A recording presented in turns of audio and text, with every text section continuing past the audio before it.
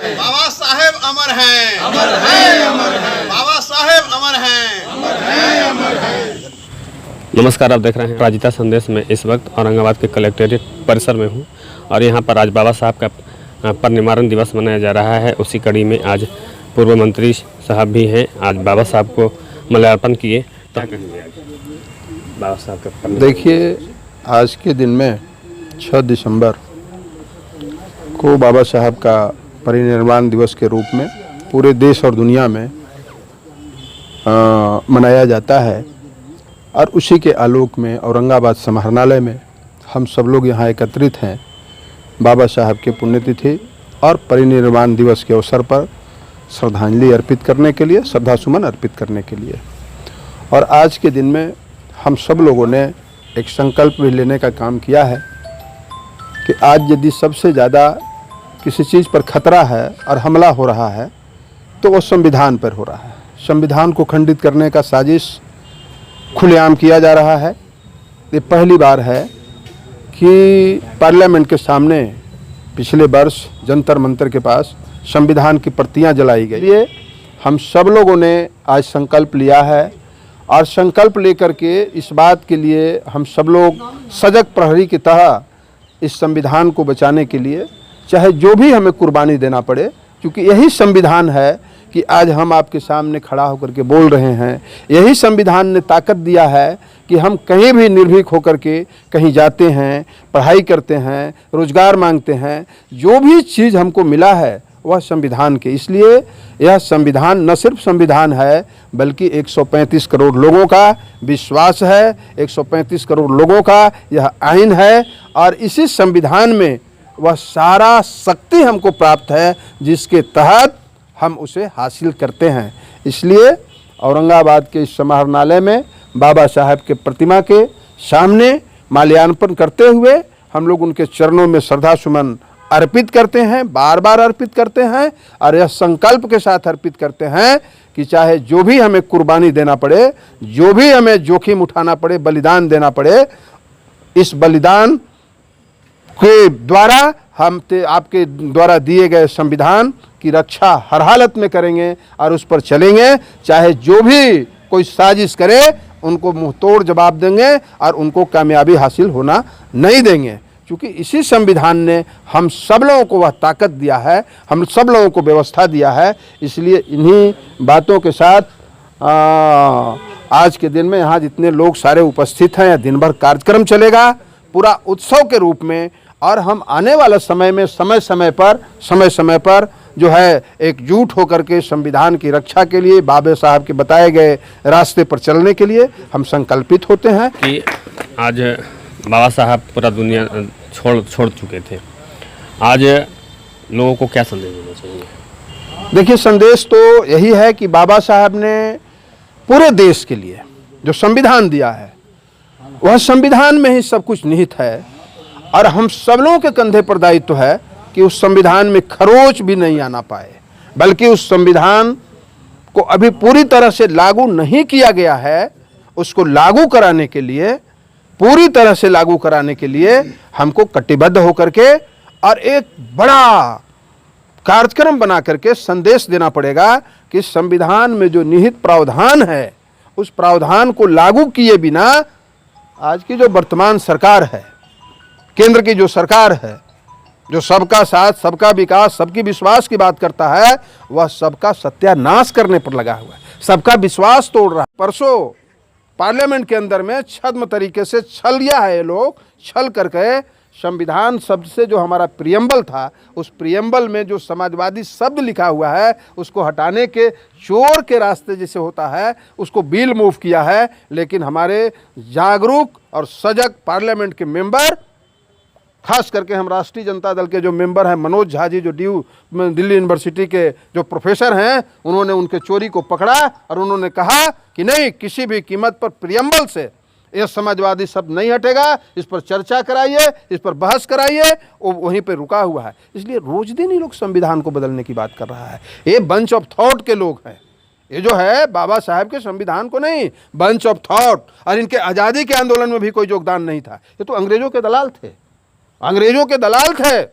उनके यहाँ ही का खुफियागिरी का काम करते थे। इसलिए इनको इस संविधान से कोई मतलब नहीं है। हम तो आह्वान करेंगे पूरे देशवासियों को, बहुत गलत हाथ में देश का सत्ता और शासन है। इसको बदलने के लिए जो समय आ रहा है, और एक पहला स्टेज अभी उत्तर प्रदेश का है।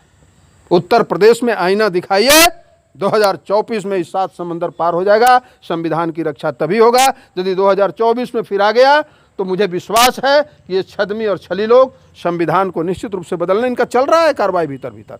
लेकिन हम लोग भी सजग हैं, हम लोग भी तैयार हैं। इसलिए आज के दिन में यह संदेश और संकल्प है कि जो जहां है वहीं पर जो है संविधान की रक्षा के लिए कृत संकल्पित रहे। धन्यवाद। क्या नाम है सर? मेरा नाम अर्जुन प्रसाद है। मैं SC/ST एम्प्लॉई एसोसिएशन का जिला अध्यक्ष हूँ। आज है बाबा साहेब के परिनिर्वाण दिवस के अवसर पर श्रद्धासुमन अर्पित करते हुए हम यह संकल्प लेते हैं कि जो संविधान के साथ छेड़छाड़ किया जा रहा है, उसके आत्मा के साथ छेड़छाड़ किया जा रहा है, मैं अपने जीते जी कभी ऐसा होने नहीं दूंगा।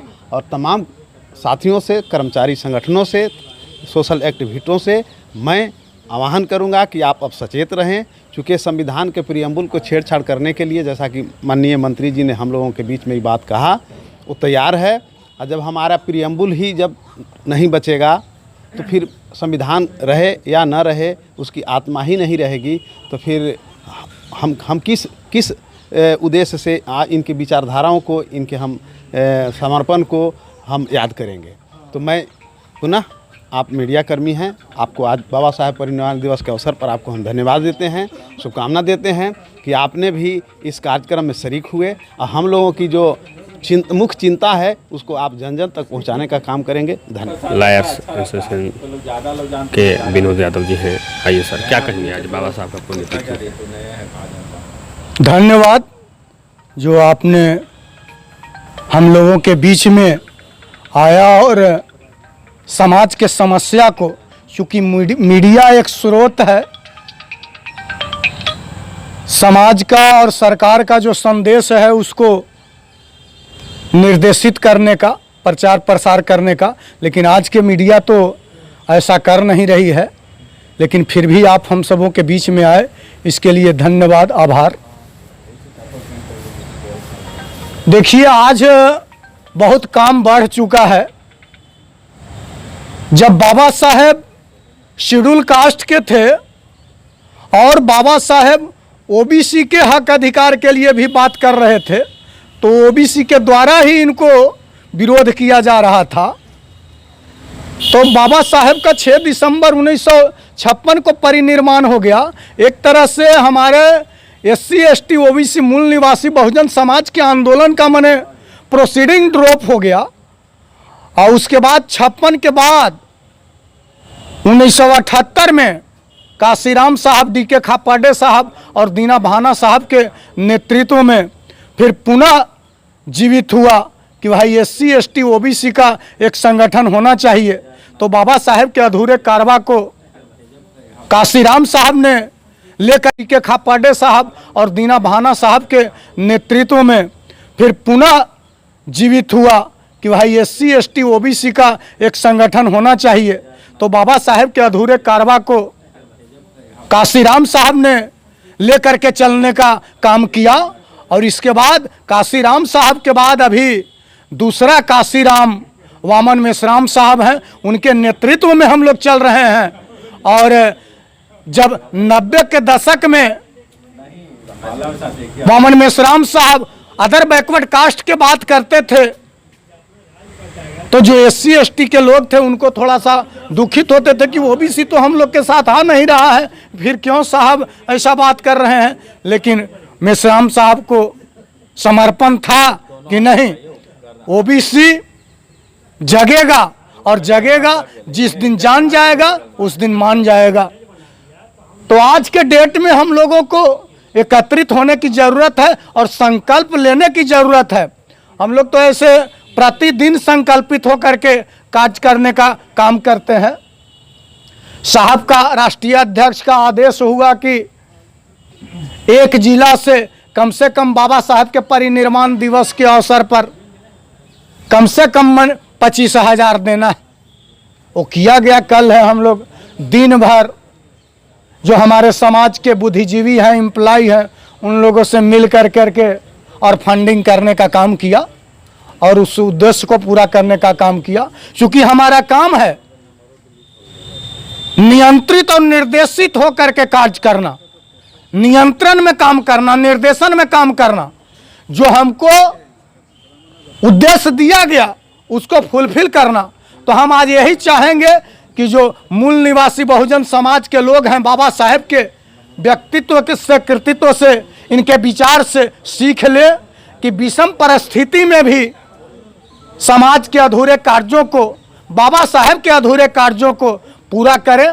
और जो हमें संवैधानिक अधिकारों से वंचित किया जा रहा है, तो माननीय चौधरी विकास पटेल के नेतृत्व में 31 जनवरी को पूरे भारत को हमने बंद करने का प्लान बनाया है। उसको SC ST OBC माइनॉरिटी मूल निवासी बहुजन समाज के लोग सफल करने का काम करें, यही हमारा संदेश होगा। राष्ट्रीय अत्याचार निवारण समिति के राज्य प्रभारी डॉक्टर को कार्यक्रम को ये सरकार को आगाह किया। उसके बाद चौथे क्रम में इस औरंगाबाद जिला के भी लोगों ने जेल भरो अभियान करके भारत के 586 जिला में जो जेल भरो आंदोलन था, उस क्रम में यहाँ के भी लोगों भी जेल भरो आंदोलन में सरकार के उस काले कानून का प्रतिकार किया। नतीजा हुआ सरकार को झुकना पड़ा और सरकार को कृषि बिल वापस लेना पड़ा। और इसके पहले भी आपको मालूम होना चाहिए, आज तक वाम सेप के राष्ट्रीय अध्यक्ष और बहुजन क्रांति मोर्चा के राष्ट्रीय अध्यक्ष वामन मेश्राम 4 बार भारत बंद करने की तैयारी किया था। 3 बार भारत बंद कर चुके थे और तीनों कार्यक्रम को करने के क्रम में सरकार को वो तीनों बिल वापस लेना पड़ा था। आपको मालूम होगा SC ST अत्याचार अधिनियम को ख़त्म किया था।